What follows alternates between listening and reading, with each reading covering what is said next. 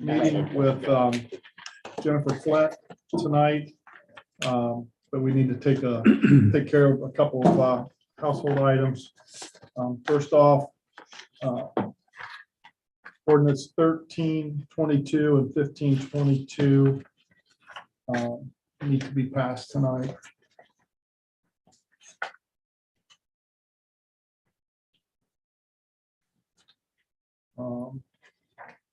Is Jeff up here? Jeff, you want to discuss about your amended, what we're going to do with that? Sure. We got into an issue, the mini trucks. There was a mini truck in town and I talked to him and told him it wasn't legal. And so it wasn't part of the ordinance. And in speaking with him, I find out that those have to go through the same process as some of the side-by-sides that we're licensing. If a side-by-side has a dump bed on it, it is technically then an underspeed vehicle. But they bring it down to the sheriff's office and we have a form that we fill out down there, and it needs to have brakes, brake lights, 2 of them, 2 headlights, 2 taillights, reflectors, warning devices, turn signals, steering mechanism, windshield, rear view mirror, and tires, everything except the horn that were required. They have to have that, and then they go down to the license bureau and they're given a full-size plate instead of a recreational plate. That makes it legal then for them to drive that on county and township roads. Then they can bring them up here and they have to have the horn, and then we give them a sticker. Well, these mini trucks have to go through the same process. They're safer than anything that we're licensing. They've got airbags in them. They'll run about 65 miles an hour. They're nice buggies. So it's got a dump bed on it, just like the side-by-sides do. So, you know, I told the guy, I said, well, I don't know. So I called Bob, and Bob and I discussed it. And Bob says, it's going through the same process. We thought it was no problem to go ahead and license it. So we talked about it, and I amended the ordinance and then sent it to Bob. And so that's what you'll have in front of you. And we don't need to pass it tonight, but it makes sense that if these things are licensed the same as other things that we're licensing, you know, the thing we were trying to stay away from was the Cushman golf carts and the little Cushman trucks and that type of thing, that we didn't want those on the road because those are way too slow to be on the road. This thing will keep. And little garden tractors pulling as trailers. long as they've got a slow moving vehicle sign on them, they can say they're doing yard work and they get by with a lot. But the golf carts and those type of things are not licensed and can't be licensed under our ordinance. Jeff, I did see, sorry to interrupt, but because it's funny that you brought this up, because I actually saw, you know, like when you go to the beach and you see like the golf carts that are all, you know, super nice and have the back facing seat and everything. I saw one in town that actually has a regular size license plate on that. Where they got it, we see it will stop us. Saw I mean, one on it has- Cambridge Road last week. It has a state, I mean. Yeah, that absolutely, and they can get that to take, they have to have that to take into a state park. Yeah. If they're gonna go camping and take them with them camping, but they absolutely cannot be licensed for our streets. So just the license plate itself on there doesn't make No. it. No, that license Eligible to be plate, on the that street. large license plate shows that they're an underspeed vehicle. It was the red, white, and blue Yeah, license plate. But it's an if they get the full-size plate, that's not a recreational. It is a type of recreational plate, but it's an underspeed vehicle and they're not licensed in the city. So if we see it, we'll definitely stop it and tell them they can't drive it. You saw it. So everything in the bold is what you're amending. Just what's in the bold is amended. Now, as you can see, I went through and Bob changed everything in there where it said just UTV. We also added / mini truck to that. So, That guy's had that for a few years. I think he's had a couple of them. yeah, he works for a local contractor, and I looked at the buggy. It's a nice truck. I mean, it's got a 6-foot dump bed on it. It's right up above your neighborhood where I stopped him. Just above your I house. see it all the time. Yeah, he was working up there in the house, and I followed him up there. So, you know, you do with it what you want, but I think Bob and I were both suggesting that it's the same as other things we're licensing. Have any questions for him? Max, I have a question on this, the Coshocton Fairfield Licking Perry solid waste. they sent a sample resolution. Is that something we need to get done, or So, we have 90 days, 90 days. but is that something that we need to get done? Yeah. Okay, so just use the sample. Have you seen the resolution? I read over it. It looked like you just plug and chug us into it. We'll bring it up tonight because we didn't have it on the agenda. Well, I've had it for about 2 or 3 weeks. I just, rather than having it sit around, we need to get it done, and we need to. We won't put it on if you won't put it on tonight, that's fine. No, I'll probably put it on the next meeting. Okay. When I'll put it on. Yeah, it's just something we have, it's. I figured, but I just wanted to be sure of what, bureaucratic yeah, process. before I went and done something stupid. I just wanted to make sure that you have that, right? So you can just plug everything in and then send it to Bob. Okay. The only other thing is, Dave, I mean, the first slide that you added to your, is this because of the meeting that supposedly with West Lafayette we're having tomorrow? I, included that actually in the packet that I give their village administrator on March 17th. Just, that was ahead of their councilman, and assume it was got announced there. But it didn't, It did. right, okay. So I want to let you know what they were already given. As far as we have. Okay, And then for tomorrow night's meeting, I kind of took all the sewer stuff out and made another little table of their rates versus. okay. Is anybody on the infrastructure meeting? No, that's the commission. Advisory. That's right, that's the advisory commission. Okay. Let's see. Mark, you have anything to add for your report that Bob sent out as far as the building permits and things along those lines? You good with all that? Nope, I'm good with that. Okay, and building permits. It's good to see all the building permits. Just want to remind people to come and get a building permit or a demo permit. Gotcha. Demo or building. And if you have questions, call. Still seeing, it's kind of the fine line of we want things to happen and we don't want to be a hindrance to that. But if you're doing any type of work, come to City Hall or call City Hall. House going up Cambridge Road Hill, the old Ungreen house, that, It's not in compliance. What are we doing about it? Talked about it today. Well, we got, it's already down. we're gonna make them put it back up and then. tear it down. Can I video that? Yeah, yeah, I don't know where they put, who knows where everything got dumped, but yeah, we are bringing that to the owner's attention. Thank you. Sure, you have anything to add for your auditor's report I do not. other than what you emailed us out? Nope, that's Okay. it. Okay. And then, Mark, we'll come back to you after, That's fine, or I can just end council or however you want. if we have enough time. I have a bunch, I just don't have a bunch to publicly announce. Okay, so, what's the no parking signs on Fifth Street? The huge ticket cleared today. Kevin told me they'll be up tomorrow. Thank you. So they're entire 10 days. Yeah, okay. Anybody else have anything before we move on? Okay, so if Jennifer's up there she is.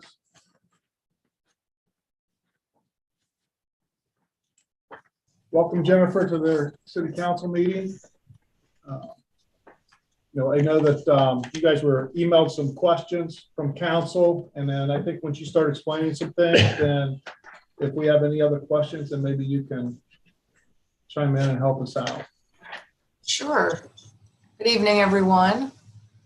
Jennifer Flynn at Bricker and Eckler. And so I thought I would start off and, if you don't need this, just stop me, because I know there were some specific questions about annexation, but I thought I would step back a little and just give an overview of annexation, what it is, the types of annexation. Does that sound good? Sure. Yes. Okay, so So annexation, obviously, is when territory that is unincorporated, so it's located entirely within a township, gets annexed into a municipal corporation, village or city. One of the questions I saw was, is it the owners who apply for or seek annexation? And that is correct. It is the property owners that seek annexation, although oftentimes, because more often than not all the time, if a municipal corporation like a city or village would like annexation, they work with the developer or the property owner to try to get the property annexed. So there are two types of annexations. And by the way, annexation is, it is all pursuant to the Ohio Revised Code. That's what sets forth the process. And so what I'm talking about comes from the Ohio Revised Code. Two types of annexations. There's the expedited annexations, and there's three types of those, which I'll talk about in a little bit. Those are the ones that I see, and maybe you do as well. Those are used by far the most because they're an easier process. I mean, just by the word itself, expedited. It's because it that the annexation occurs or can occur in a quicker manner. And the reason for that, and again, I'll get into a little bit more detail on the types of expedited annexations, but the reason for that is because 100% of the property owners in the territory that's proposed for annexation seek the annexation and sign the annexation petition. So those are the expedited types. And again, I'll talk about those in a little bit more detail. And then the second type is what we've always had in Ohio, which is, I call it the traditional annexation process. And that's where you only need a majority of the property owners to seek annexation of the territory. That process takes a little bit more time. All annexations, by the way, go to the county commissioners first. The petition goes to the county commissioners. With the traditional annexation, you can have, the county commissioners have a lot more discretion on whether or not to grant the annexation. You could potentially have more opposition, a more substantive hearing on whether or not the annexation should be granted. And there are appeal rights, meaning appeal to the courts in a traditional annexation. With the expedited types, assuming you meet the requirements, and they're relatively minimal requirements for the type of expedited annexation, it does get filed with the county commissioners, but they have very little discretion when reviewing expedited annexation petitions. So that's sort of a broad, again, two types. There's the traditional annexation and then the expedited. So I'm going to start with the expedited processes because, again, those are used almost all the time now by property owners and developers. So there are three types of expedited: type 1, type 2, and type 3. The most commonly used expedited types are type 1 and type 2. I'll talk a little bit about 3, but I don't see that often. But for all of these annexation processes, there are certain general requirements. You can only annex property that is contiguous to, meaning it touches existing city territory. So it has to be contiguous. I said this earlier, 100% of the property owners in the territory that's proposed for annexation sign the annexation petition. And the annexation is initiated by the filing of an annexation petition with the county commissioners. And then the county commissioners go through a process where they either grant or deny it. So let's start with expedited type 1 annexation. That is sometimes referred to as where all the parties agree. I had said before that 100% of the property owners have to agree and sign an annexation petition for expedited. With an expedited type 1, you also have the city, and I'm going to use the term city, it applies to villages too, but since I'm talking to a city, I'll just say city. The city and the township where the territory is located all agree on annexing this property. And how do we know that the township and the city agree? Because you can't file an expedited type 1 unless you, one, have a petition signed by 100% of the property owners, but you also file with that petition an agreement between the township and the city. Sometimes they're referred to annexation agreements. Sometimes they might be what's called a CETA, cooperative economic development agreement. But those two, they do the same thing, which is the township and the city have entered into an agreement, a contract. It can include various things, but one of the items it generally includes, of course, is that it defines the territory that the township and the city have agreed can be annexed to the city. And it almost always, if not always, I've never seen one that doesn't, it also, the township agrees that the territory, once it's annexed, can be removed from the township. So that is an expedited type 1.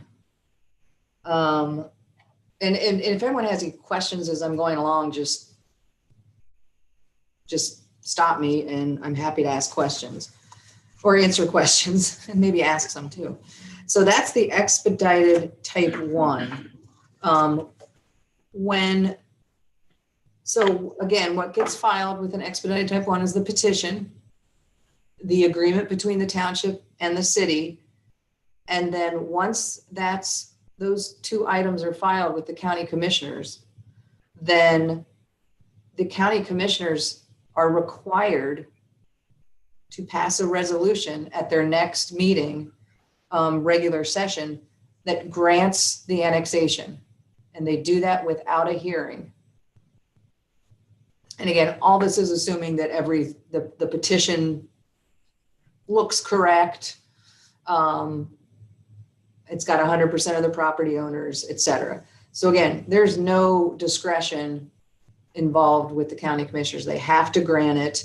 And then what happens once they have granted the petition is the county clerk then forwards all the documents to the city, either the city clerk or auditor.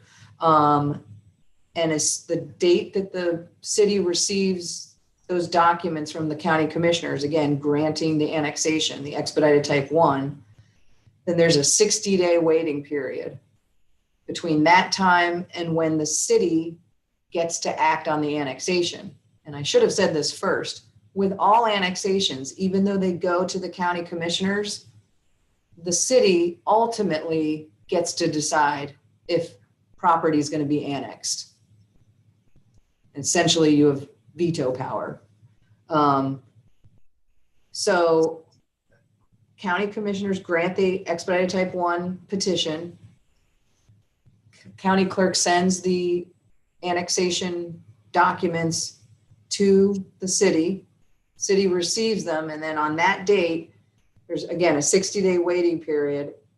And then, so city has to wait 60 days after that, after those proceedings were received from the county, before it can act to accept or reject the annexation.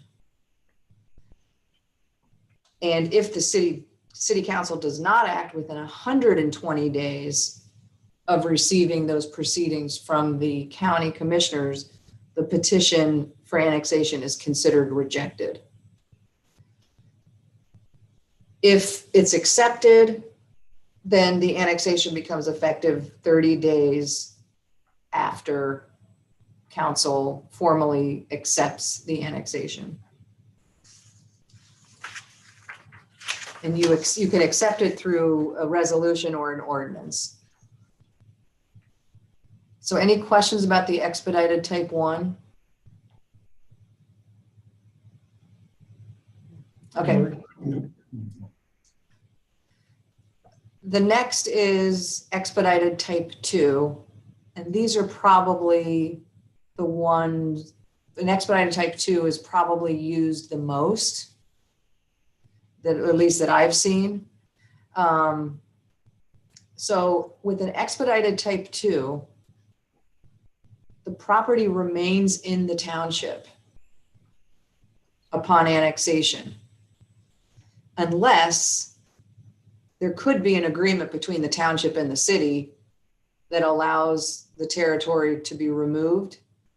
But generally, you don't see that often, because if there's an agreement, the owner's probably going to go the expedited type 1 route. So with an expedited type 2, property does get annexed, but it also remains in the township. And so in addition to needing 100% of the property owners to sign an expedited type 2 annexation petition, there are certain, I call them the statutory factors or conditions that have to be met for a proper expedited type 2. And that is the territory cannot exceed 500 acres. The territory has to, if you remember I said earlier, there has to be contiguity, some touching between the proposed unincorporated or township territory and the city territory. With an expedited type 2, the territory has to share a contiguous boundary with the city for a continuous length of at least 5% of the perimeter of the territory that's proposed for annexation. Now, an owner or developer that's doing a expedited type 2, they usually have their ducks in a row, and they've had a surveyor create an annexation map, which, by the way, also has to be filed, an accurate map and legal description of the territory proposed for annexation. And when that annexation map is created, the surveyor will do that calculation. You usually see it on the annexation plat or map. It does that calculation to make sure that tells us whether or not it's at least 5%, shares a contiguous boundary with the city of at least 5%. The annexation cannot create an island of unincorporated territory. The municipal corporation has to have agreed to provide the territory with city services. If a street or highway will be divided due to the annexation, the city has to have agreed to assume the maintenance of that street or highway or otherwise correct the problem. But if those are all met, then you probably have a proper expedited type 2 annexation petition. And again, owners and or developers, they know the requirements, and usually they're not going to do an expedited type 2 unless they know obviously it's less than 500 acres, it meets the 5% contiguity requirement, etc. So what happens when an expedited type, and all that is filed with the county is that expedited type 2 petition. It gets filed with the county, and then by statute, regardless of the city's position on the annexation, although frankly, most cities want territory to be annexed, but sometimes they don't. It just depends.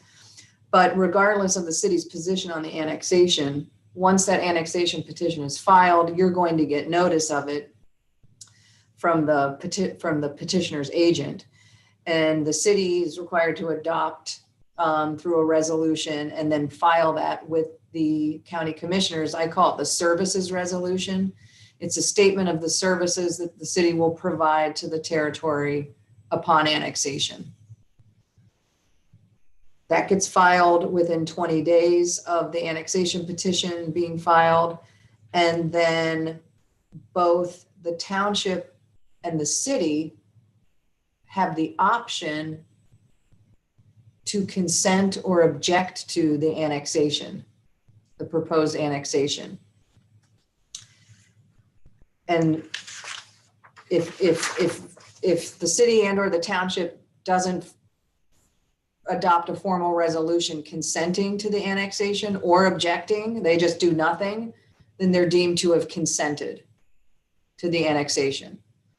But again, either the city or the township can object, but you can only object if it doesn't meet one of those requirements I just went through.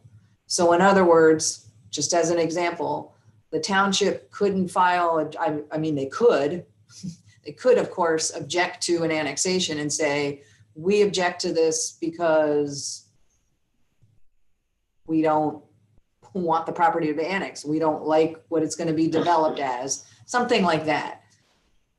They could file that, but the county commissioners would still, in that hypothetical, need to grant the petition, because all the county commissioners are looking at is it less than 500 acres? Does it meet the 5% requirement? Is the city going to provide its services? So, I mean, sometimes you've seen that where townships do not want an annexation. They'll file objections, but they're not proper objections. So if an objection is filed, the county commissioners do have to hold a hearing, but it's not like a hearing like you think of, like, for example, that a BZA hears, where there's evidence presented, and different sides come out, opposing or in favor. The county commissioners hold a hearing, and all they're determining is it doesn't meet those 5 or 6 requirements. If it does, the county commissioners, again, have no discretion. They have to grant the annexation. And then the same process that I just explained happens. County commissioners send the annexation documents to the city. And then it's the same exact process. You have to wait 60 days before you can accept it or reject it. So that's expedited type 2. Any questions about that? Yes, in that situation where you said that city annexed, but the territory stayed within the township, who would get the tax dollars involved in that? Both. It's a dual jurisdiction. So it's still subject to the township's property taxes and whatever taxes the city has. So the infrastructure and the roads and things like that, would that be split as well? Maintaining the roads? It shouldn't be, if usually, and certainly I would hope that a developer and owner is going to come and talk to the city before they say we're going to annex, knowing that the city can always say, no, we don't like this annexation, or right. But typically they would annex the road. So the roads would become, municipal roads. But as I said earlier, if a street or highway would be segmented or divided by an annexation for an expedited type 2, that's one of the factors, that if a street or highway would be divided or segmented between the township and the municipal corporation, that would create a road maintenance problem, for example, which I think is what you were getting at. The city would have to have agreed to assume the maintenance of that street, or the statute says, or otherwise correct the problem. So in other words, if it's going to go through, the city is going to be responsible for road maintenance. I guess I see no advantage for a municipality to agree to a type 2. if they're splitting proceeds instead of receiving, if you're providing care of the streets, highways, infrastructure, and you're only getting half of the dollars involved, I can't see where that's a win for a municipality. Well, I'll tell you, I am not a tax person, but I would think that if you are maintaining the roadway, that you would get, I don't know how you all get, funding for that, but I would think that you would get all of that funding if you're taking care of it. We would get income tax, but we wouldn't get. Would we get all the percentage income of tax? Property tax. Yeah. Well, property tax would go to the school district. School, right, Right. right. Jennifer, is there an example that we could relate to of a type 2 annexation in remotely in our area? I'm sorry, could you repeat that? Do you have an example of a successful type 2 annexation? Do I have an example? Yeah. They happen all the time. Okay. Have you had any annexations? I was looking at your, I know you have on your website annexations, and it looks like there's been, well, maybe you haven't, at least according to this. So the expedited annexations came into law in, I think it was 2002. Which when I first started doing this seemed like it was brand new, but I guess that's 20 years ago now. Yeah. So you have you had annexations recently, like in the last 10 years? So like 02, 16 would have been our last one. And it was just 3/4 of an acre. I have no idea where that one We was. really have our hands tied with annexation because of jet agreements. Okay, yeah, and Rob is the expert on JEDs. I am not, but he did. I'm not real familiar with. I mean, obviously, I know where Coshocton is. I've been there, but yeah, and Roscoe Village, of course. So I know you have 2 JEDs with 88, 89, 2001, 2002. We annexed Kids 88, America 89, and 01 and 02. Yeah, and then 16, there was a 3/4 of an acre. In 2016, there was like 3/4 of an acre. Okay, so all those annexations before that sound like they would have probably gone through the traditional annexation, because we didn't have expedited until 2002. I don't know what the 2016 annexation was. I don't know if you have that. No, I have the actual ordinance number, but I'm not sure what type. Yeah. I don't know. What about the situation with Columbus and New Albany? Or Dublin? What type of annexation was that? Was that a traditional or expedited? Or I know that was a big deal back in the early, maybe late 1990s, early 2000s. Well, those would have been traditional annexations because we didn't have expedited, like I said, until 2002. So those would have been traditional annexations. What I don't know is with a traditional annexation, you have the ability to remove from the township. Not all municipalities do that after annexation, actually remove it from the township. There may be different reasons for that. So, if you, I don't know how much territory is tied up in those JEDs, but my understanding is that there's no annexation of any territory that's within those JEDs, correct? Correct. Well, we can do it with the agreement of the townships.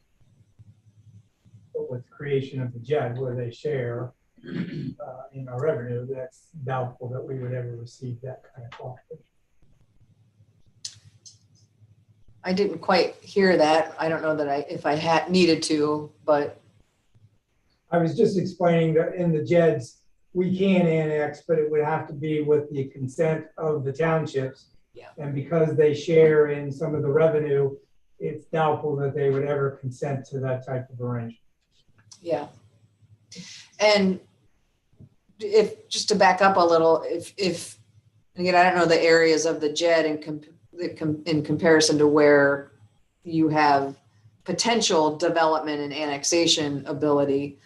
But with an expedited type 1, remember I talked about how there needed to be an agreement between the township and the city. You know, if development comes, if a developer wants to, annex into the city, which oftentimes they do, and you want it removed from the township, or for whatever reason you want to maybe at least attempt to talk to the township about it, in that agreement, it would basically, you can agree to revenue sharing in that annexation agreement. And I was kind of getting a little bit ahead of myself, but in fact, I'll probably stop there because I'll go on. If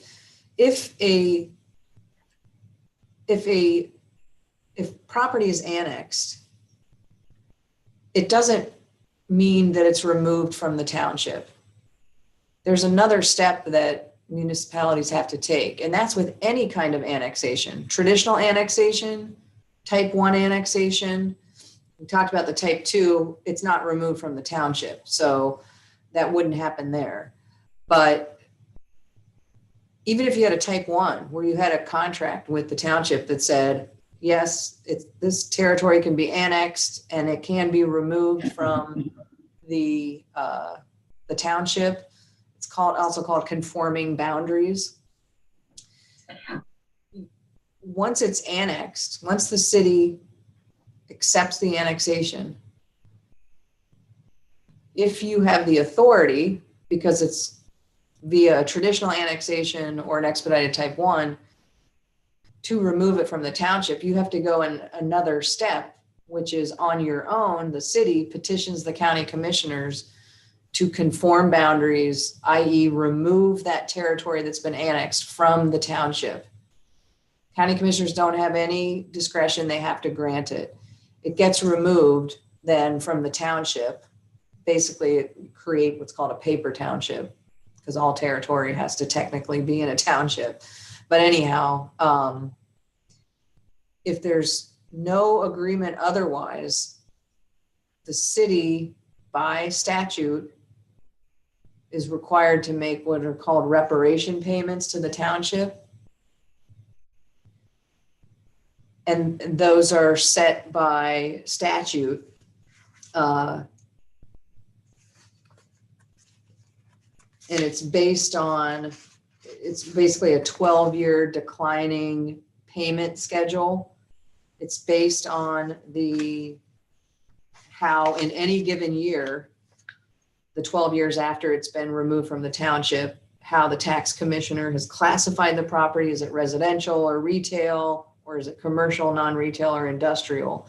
And just as an example, if territory was annexed to the city, then the city removed the territory from the township, there was no agreement, or the agreement didn't say anything about revenue sharing. Oops. I think I bored my computer. The screen went off. It fell asleep. For example, in years 1 through 3 of those first 3 years of when territory has been removed from the township, the city would have to pay 80% of whatever property taxes the township would have received had it not been removed. And I won't bore you with the rest, but that's you can agree, just like you can in a JED, in an annexation agreement with the township on revenue sharing.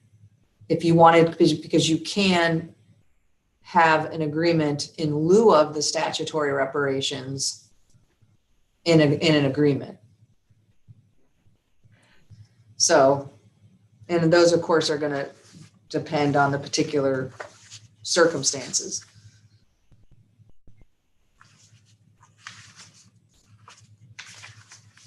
So, and again, I said most of what I see in my annexation practice is annexation type twos. So the territory is not going to be removed from the township. And there is obviously no agreement with the township. And so it never gets removed. So there isn't a revenue payment that would be due. So I said there are 3 expedited types. The third one is expedited type 3, which is, I don't see it used very often. It's for the purpose of undertaking a significant economic development project, which is a project that would be classified as industrial, distribution, high tech, research and development, or commercial. And it has to satisfy 3 factors. Total private, real and personal property investment of more than $10 million. That's through land and infrastructure, new construction, et cetera. The project must create an additional annual payroll of at least $1 million. And then the project has to be certified by the Ohio State Director of Development as meeting those 2 requirements. That's an expedited type 3. Assuming those factors are met and the petition gets filed, it goes through a similar process. County commissioners look at, see if those factors are met. If it grants a petition, it goes to the city again, the 60-day requirement. So I know one of the questions was how long does the annexation process take? Oh, yes. Oh, I thought someone had their hand up for a question. The expedited type 1, from start to finish, and by that I mean the petition is filed, it's granted by the county commissioners, then it goes to the city and the city accepts the annexation. So that's including that 60-day waiting period. It's 2 to 3 months, which is relatively short time period. Expedited type 2, let's assume there's no objection filed. It's going to take about 3 to 4 months from start to finish, from the time the petition's filed until the annexation is actually effective. So I was going to talk briefly about the traditional annexation process.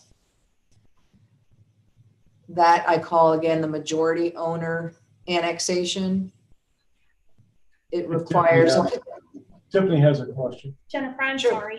We could go back real quick to type 3 for significant economic development. Just to clarify, that property does still have to be contiguous to city property? Yes.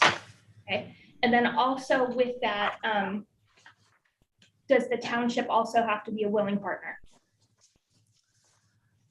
I do not believe it does. Okay. But I also believe, that it does not get removed from the township absent an agreement otherwise. Okay. Very good. Thank you. Is that helpful? Okay. So the traditional annexation process is, again, majority owner annexation. So the petition is filed by at least 51% of the property owners of the territory proposed for annexation. So unlike the expedited types, that process can be potentially more lengthy. It involves various notices. and more of a substantive hearing before the county commissioners. So like Expedited, it's filed with the county commissioners. Again, it only needs to be signed by 51% of the property owners. So for example, there could be 10 parcels that are proposed for annexation. You would only need 6 out of the 10 owners, let's assume they're single owners, right, for each 10 parcel, to sign the petition for it to be valid. Now, sometimes you get traditional annexations where everybody files and nobody, or signs the petition, and doesn't necessarily mean because it's a traditional annexation that there's going to be controversy. It's just that you don't see it that often anymore because we have the Expedited and it's just easier. So again, assuming you meet those requirements. So with a traditional annexation, the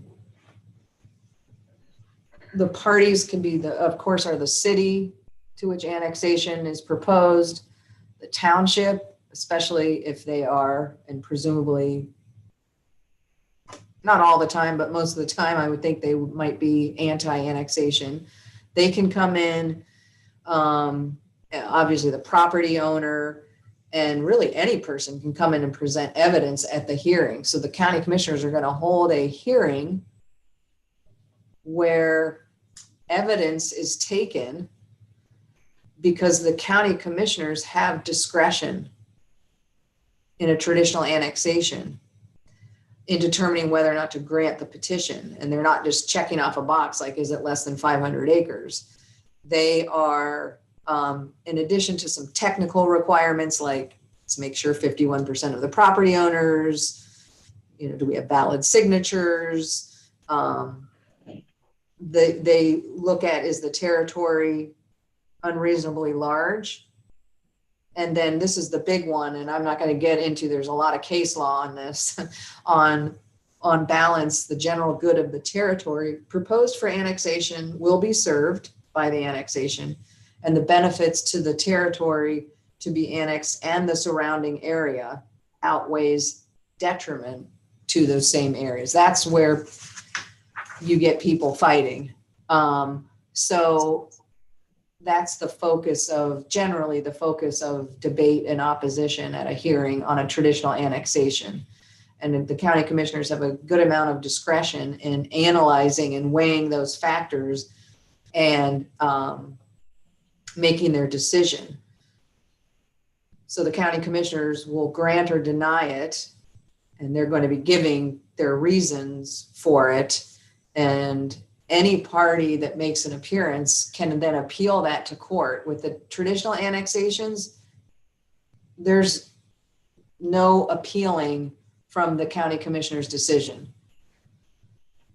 But with a traditional annexation, especially if it's contentious, you got people wanting to spend money on lawyers to fight it, they might appeal and try to get it reversed. And that can take years, significant amount of resources. And that's again why I don't really see traditional annexations happening anymore unless there's just no other way to get the territory annexed, that a developer or owner would go that route if they don't have to. Of course, you'd rather go the path of least resistance.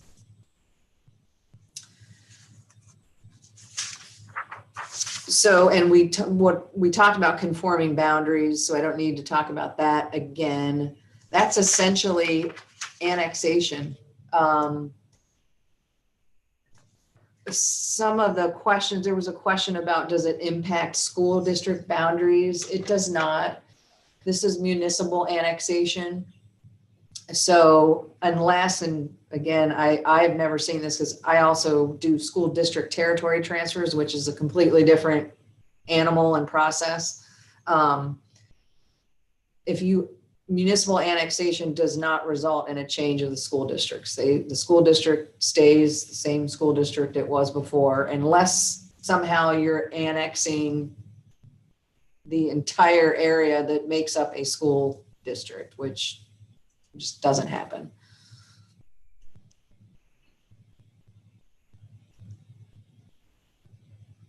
So, any other questions? Was it helpful? Did I put you all to sleep?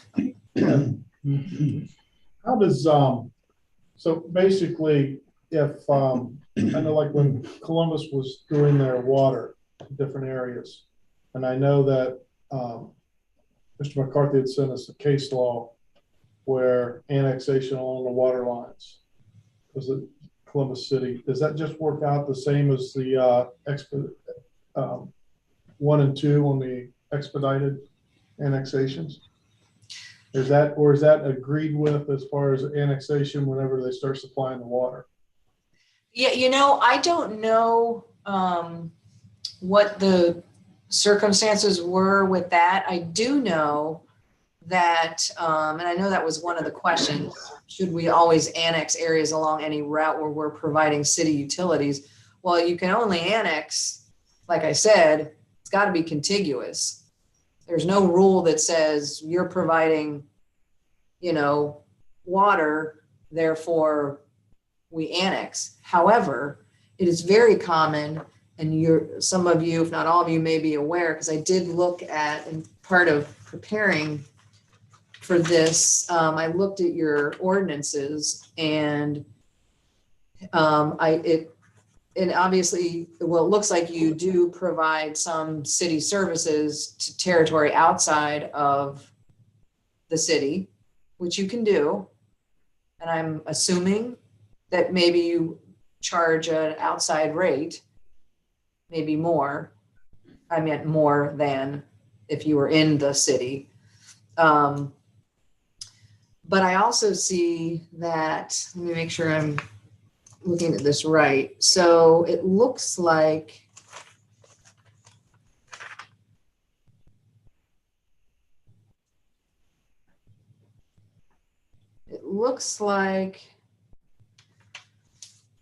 that if you are providing services, water, to premises that are located out of the corporation limits, that they have to sign an agreement with the city, and that as part of that agreement is that the owner is agreeing, I'm sorry, and by the way, this is ordinance section 933.06 that says, it says no, and it's in subsection K, no new water service connections outside of the city will be approved unless the owner executes an annexation agreement. And if no contract annexation agreement is entered into within 10 days of the city requesting the same, the city may discontinue all water service.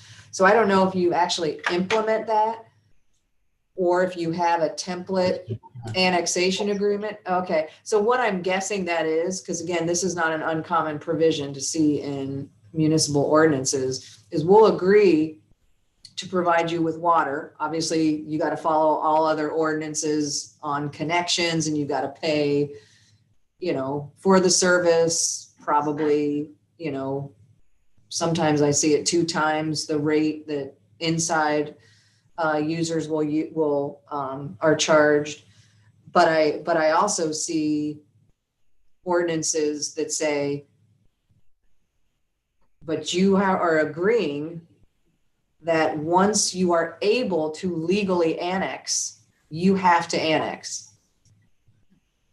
And I'm assuming that's what this provision is going to, and what this annexation agreement is indicating. So to the extent, that was one of my questions is this something that I don't know how often you're providing water and sewer to folks, our owners outside of the city, but from now on, I would definitely enter into that agreement and require them. So it's in writing that says, once you're able to annex, and that of course, when I say able to, because you have to be contiguous. And if it's part of the JED, you're not legally able to annex, but assuming it's not part of the JED or some other agreement with the township that says you can't annex, once it becomes contiguous, you should be going after that property and getting it annexed in.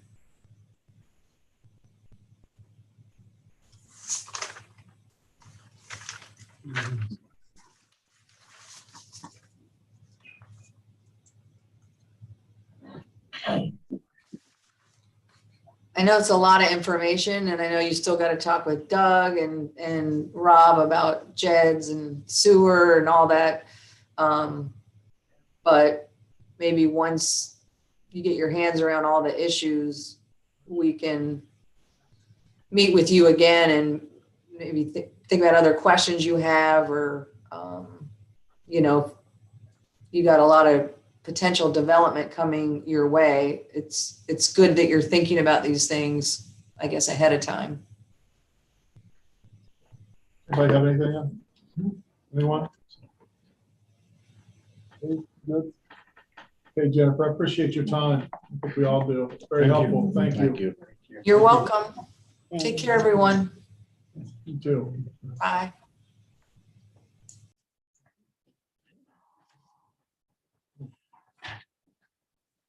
Okay. Sure gets ignored that one. We found something we didn't know. Okay.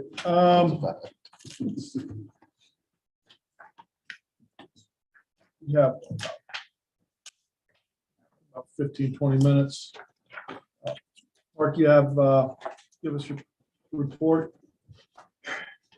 I just want to thank everyone for cleanup day. Saturday was a horrible weather day, but we had probably 75 people at least. Different groups, organizations, individuals. Just want to thank them for showing up on a day where I would have loved to be on the couch till like noon or so, but it didn't happen. So just want to say thanks to everyone's community. I would appreciate if people like didn't throw their trash out of their cars. There are trash cans at multiple locations around town and in people's homes, and Kimball containers that are on every curb. So just appreciate if you would throw your trash where it needs to be thrown. Tomorrow, I believe I have a meeting with the president of the Ohio Home Builders Association. And that was lined up through SPP. Just starting some initial conversation on, I know Tiffany we both have identified land to possibly develop. Just excited about that, and just goes with our annexation thing. I'll talk more off the record on conversations that me and Tiffany have had about where we're going, what direction, options, things that we have talked about. And I think we can all agree we need to grow. We're all excited about growth, but we need to do it in a way where it benefits everyone, and especially the city, because that's who I represent. So I think we can all come together and do that in a responsible manner. Weather has been an issue for potholes. Potholes are everywhere. Alleys are bad. It's everywhere, we know. Any president that needs a report where we need to go, feel free to call Angie at Public Works, 622-2686. She'll love me tomorrow. A lot of them are documented. I mean, I just try, if we get a call here, I send it there, they put it in their system. 8th Street sidewalk is all framed up, but you can't fill potholes or pour cement when it rains. So it's just a continuation. Having some discussions on PACE financing. I know some of you are here. Would have been September, October of 2020. seems like yesterday, but it's going on 2 years. Probably going to authorize a PACE financing project downtown. Talked to Chris Jones at Bricker and Eckler today. What we're gonna do is kind of a refresher before that PACE financing. City council will have to approve it. And I told him probably the meeting before we'll have him on. And I think, you know, it's going to be a city benefit. It's going to be a county benefit, but I think just a refresher before, I'm not sure, it's probably going to be late spring, early summer before we get the information on the PACE financing. So I'll bring them in for a refresher, and then we'll get together on that project and go from there. I'm gonna throw this out there so I can have the media all over me. The city and the county health department will be consolidating, or I want to say we will be consolidating. We have been talking back and forth. We don't have any lawyers involved right now, trying to get all our ducks in a row.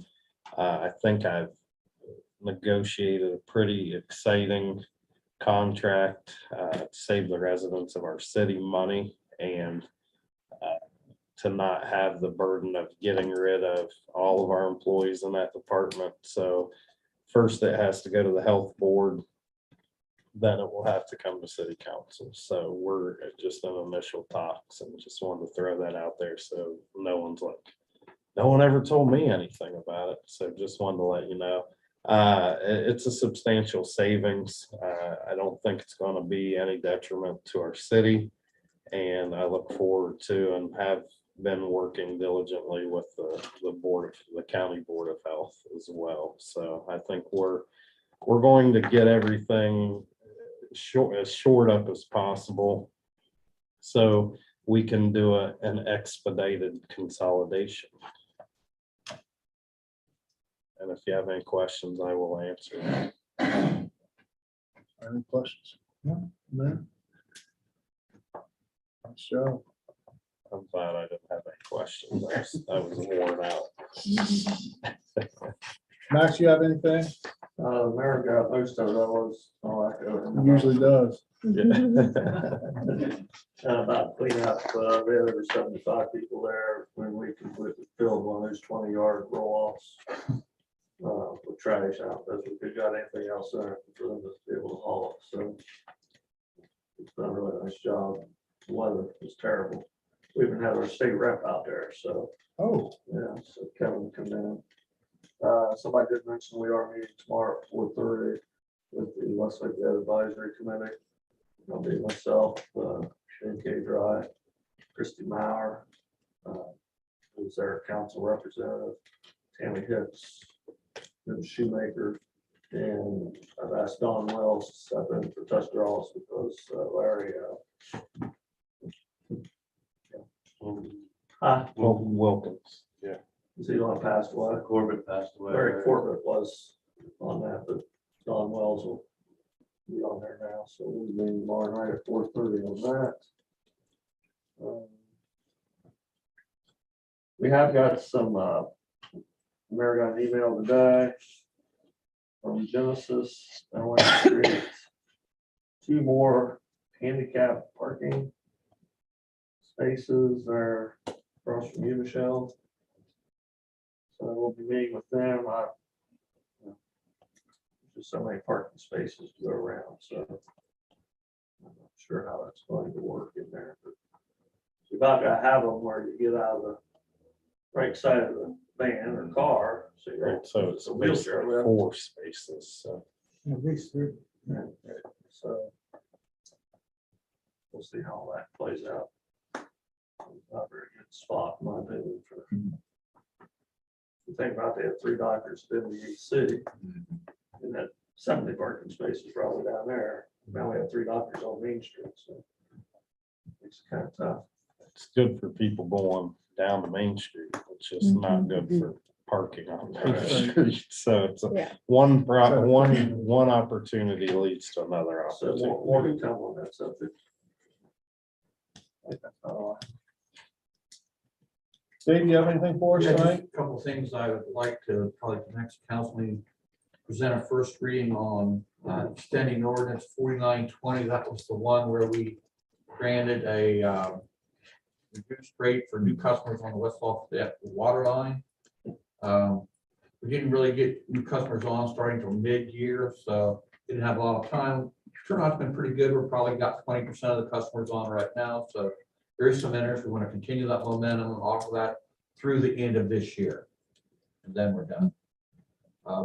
The other thing, probably an ordinance reauthorizing the gov deal to sell equipment online. I've got like an old emergency generator I need to sell, and historically the city used gov deals, but that has to be renewed annually by council. So we'll get that prepared for our first reading. That would be just some advance notice there and stuff there. We have other things too that need sold on gov deals, so. I don't know if anyone will buy Max or not. Just depends on the price, Mayor. I'm sure I'm aware. Right. Dave, how many, those hookups, like, to West Lafayette, how many of those people that live in the rural area are hooking up? I think there's a potential of about 150, and I'd say we're at about 20, 25 right now.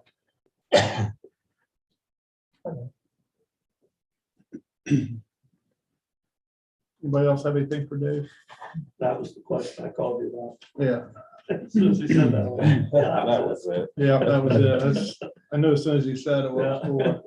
We probably have our original ordinance for gov deals, so could it just be amended to update it? That's kind of what I figured. I have it. Pull it out and send it to me, no. Yeah, I'm sure I have a copy of it. Of the ordinance number. We got time for questions. Dave. Sure. Sorry, Dave, I got a few questions. Sure, go right ahead. Some of them are mine, some of them were given to me by concerned citizens.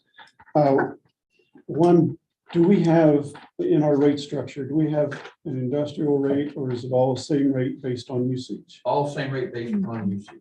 Okay. If we have some industry that is, well, like McQueen, that area down in there, they're on city water, do they pay outside rate? The McQueen Pole Division pays, we believe, inside. The McQueen factory pays outside because they're in the township, and the other one's in the city, so they pay an inside rate. Okay. And these were some that came to me. There was a request to make public a report showing costs and needs, including past rate exemptions for individuals and businesses. The only exemptions that I know of, there was an ordinance passed a while back that for low income, give them like 10% a reduced rate. I think how it was worded, reduced rate on water for low income if they verify. We had like 15 or 20 customers on that. But on our new orders, we did away with that because it was mounting to $2, $3. It wasn't significant. So the state auditors asked us to clean up that, either define how much the reduced rate was or do away with it. So we elected to do away with it. Okay. Was there anything in agreement with MFM as far as water rates or anything? The MFM for their new edition, their rates are going to be their standard rates that we apply. Okay. Okay. I do know, Max corrects me, that during the part of the negotiation with the Port Authority, they did get a partial reduction on their tap fee, as an enticement. But I think that was Okay. before, Just on tap brought fee. before this group. Okay. And that is common practice Yeah, for us to so utilize that incentive if we can. Yeah. Okay.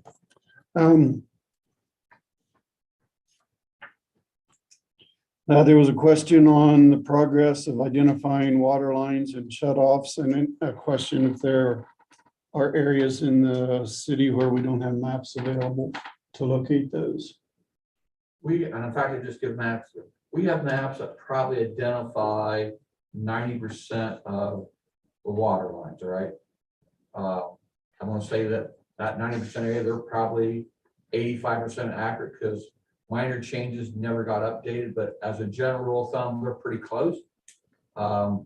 We have drawing or eye maps, whatever term you want to use, for like the Hills and Dales division. We're actually working with the year trying to get those all consolidated into one central repository. Right now, you just got to kind of haul through the piles that, oh, here's the one I'm looking for. But that is an active project. We've actually had some engineering support in to give us a quote on working on that project.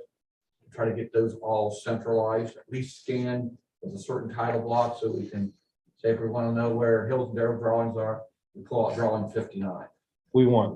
I would like to see us digitize that. And actually, we were talking with Tiffany the other day, putting, even adding that as a layer on the GIS. Right.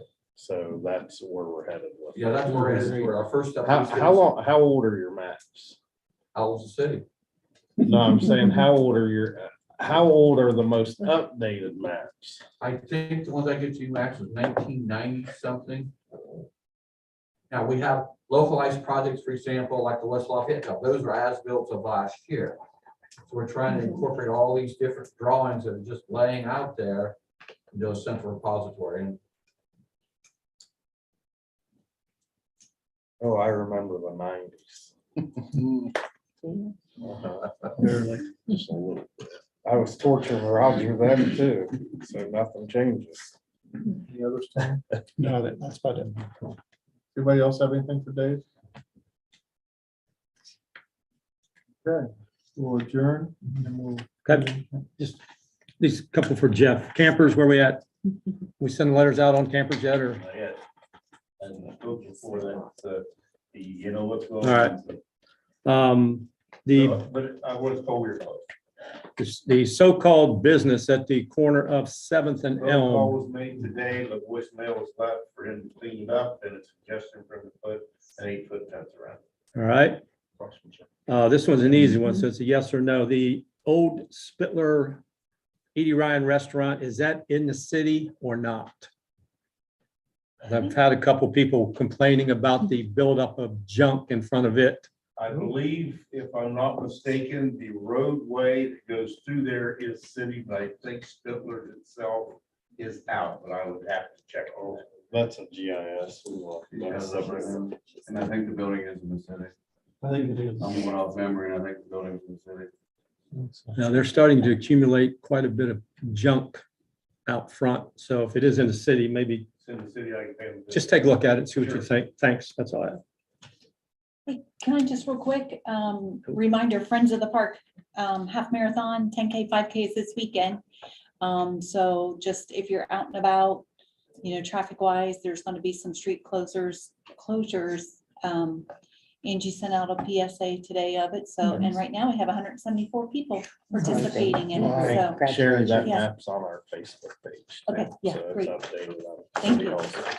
Yeah. It's in road. City Hall is open on Friday. No, So when they have people have to file their taxes by, the 18th By the on 18th. Monday. So you Yeah, are open on tax- Monday. Yeah, Monday, Okay. the deadline is Good Friday, the Mhm. building will be closed, So I tax think day will be the 5K. 8th. Rusty? Hydrant flushing starting today, so the new problems are issued, I'm called, we'll do the best we can not to screw up anybody's water, but I guarantee it's gonna happen, so. It'll probably last a month or so, call us if there's an issue, we'll do what we can. Tiffany? Real quick, Bricker and Eckler works with a lot of economic development organizations too. And once a year, they do something called Evening Now. Unfortunately, a lot of times it is during the day, but if we have members of council participate in that, we are then eligible for something called Planned Communities Grant. And instead of paying Bricker and Eckler out of city dollars, we could apply for that grant. And so something like annexation topics or wherever else special projects we would decide to go, we could utilize their services for free. There's some caps on that. The next one is in September. So as soon as I get that information, I'll send it out to everybody. Because if you're able to participate, it could actually save us some dollars. great.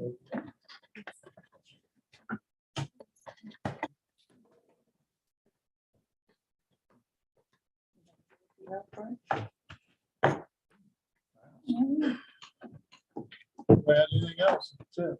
Well, Newton County.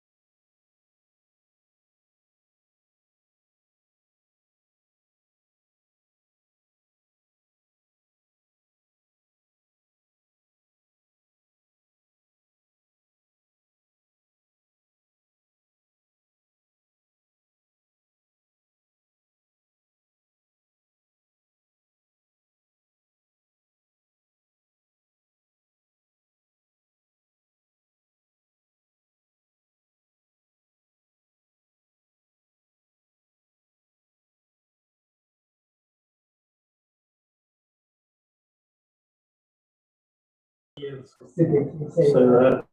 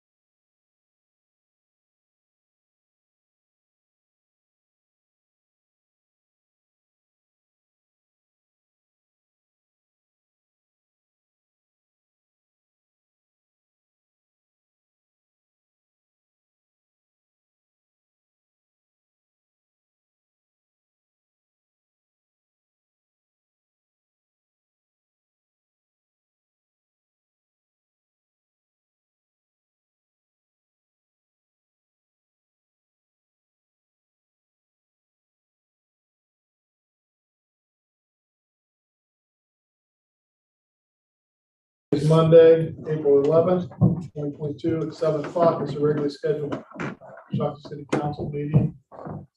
Clerk, please call the roll. Andrews here. Barcroft. Here.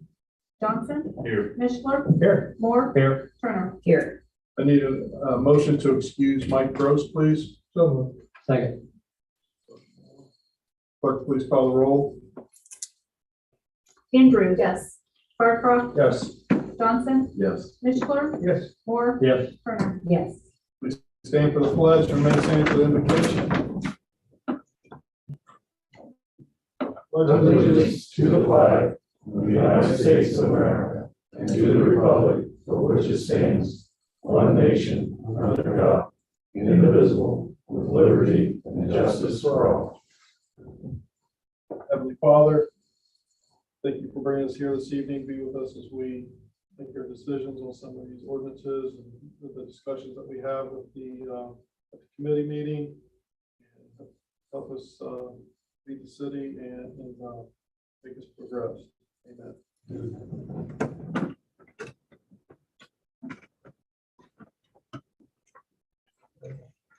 Council, you emailed the minutes from March 28th, 2022. Any questions or comments? Make a motion in a minute to accept it. Call the roll, please. Andrews. Yes. Barcroft. Yes. Johnson. Yes. Mishler. Abstain, wasn't present. Moore. Yes. Turner. Yes.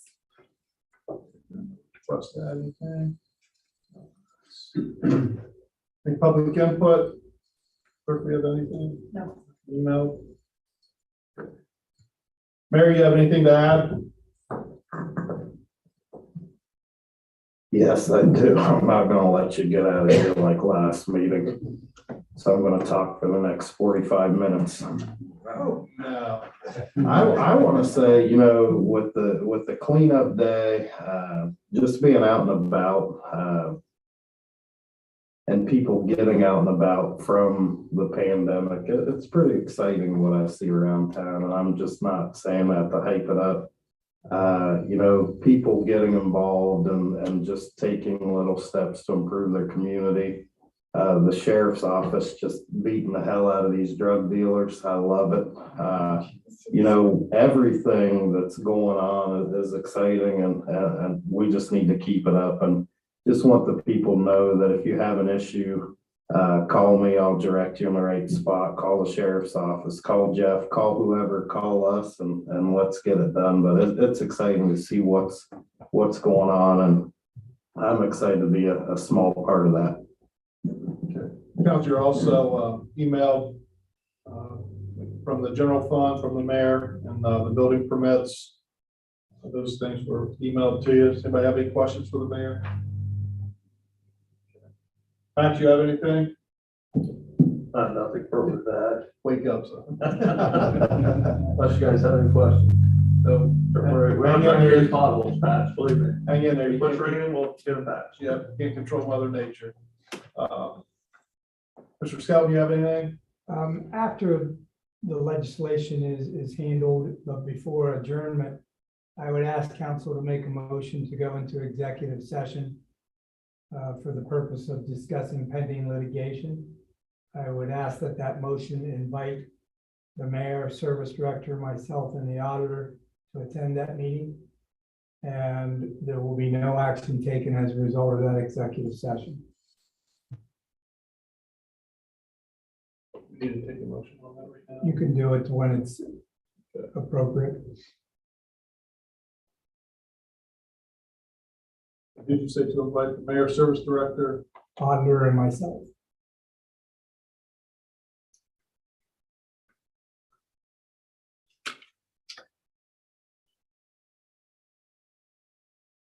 Anything else? No, thank you. Auditor's report, Sherry? I sent you all your March items. I hope you noticed, and I'll get some more information to you. General fund is down to $444,000. I looked back at 12/31/19, we had 1.5 million. So we're gonna have to do some soul searching. And I'll get stuff for you because it'll be, time to start to prepare for our 2023 budget. So I'll get you some information, out to you on that. So you have all my reports, for March that just need to be approved in the minutes, but then also, if you have any questions, I sent for Danelle, our city treasurer, the 2 gen reports for the first quarter. But the March items need to be accepted in the minutes. Okay, heard the auditor's report and motion to accept the auditor's report. I'll make a motion to accept the report. I'll second it. Andrew? Yes. Barcroft? Yes. Johnson? Yes. Mishler? Yes. Moore? Yes. Turner? Yes. Okay, on the sheriff's report, council emailed stops within the city limits, the map, chart, code enforcement. Any questions or comments? Sheriff Crawford, do you have anything? Code enforcement report, doable for everybody? Yes. Appreciate it. I can fine tune it however you'd like, but that's the first of many that you'll get. Thank you. Absolutely. Jeff, you have anything? I just would remind everybody that the snow is gone, so the trash that was hidden under it is now visible. We're going to become very active in going through neighborhoods and handing out junk ordinances. As I'm sure you've seen on the report, there's been several handed out, a lot more to come. Trash cans need to be back off the curb, and, you know, just police your neighborhood, get things cleaned up so we don't have to do it, because if we do it, it's expensive for the property owner. Also, I've noticed people starting to mow the yard, make sure that. Blow the grass in and not out on the street. Okay, thank you. Any other questions for Jeff? Utilities, Dave, you have anything? Nothing additional, it's just questions. Buddy? Okay, we'll go into legislation at the first reading. I'll ask the clerk to give the first reading of ordinance 14-22. An ordinance authorizing the mayor or service director to prepare specifications, advertise a bid, and sign a contract for purchasing a vehicle exhaust removal system. For the first reading of ordinance 14-22, any questions or comments? Ordinance 14-22 will take its course. Legislation at the first reading. I'll ask the clerk to give the first reading of ordinance 13-22. Transfer. Heard the first reading of ordinance 13-22. Any questions or comments? Make a motion, suspend the rules and go to second and third reading. Second. Or second. Transfer. Any questions or comments? Clerk, please give the third reading. Transfer. Question is, should ordinance 13-22 pass? Clerk, please call the roll. Andrews. Yes. Barcroft. Yes. Johnson. Yes. Mishler. Yes. Moore. Yes. Turner. Yes. Ordinance 13-22 is passed. I'll ask the clerk to give the first reading of ordinance 15-22. Appropriation. Heard the first reading of ordinance 15-22. Any questions or comments? Make a motion to suspend the rules and give the second and third reading. Second. Clerk, please give the second reading. Appropriations. Questions or comments? Clerk, please give the third reading. Appropriations. Question is, should ordinance 15-22 pass? Clerk, please call the roll. Andrews. Yes. Barcroft. Yes. Johnson. Yes. Mishler. Yes. Moore. Yes. Turner. Yes. Ordinance 53-22 is passed. Legislation at the second reading. I'll ask the clerk to give the second reading of ordinance 10-22. 12-22. An ordinance to establish water and sewer rates for the city of Coshocton customers effective June 15, 2022. For the second reading of 12-22, any questions or comments? 12-22 will run its course. Nothing for the third reading, no resolutions. Do we have any communications, clerk? No. Nothing. Okay, at this time, I need a motion for city council to go into executive session to discuss litigation with the invitation handed out to the mayor, service director, auditor, and the law director. I'll make the motion. Clerk, please call the roll. Andrews. Yes. Barcroft. Yes. Johnson. Yes. Mishler. Yes. Moore. Yes. Turner. Yes. To the conference room, Yes. correct?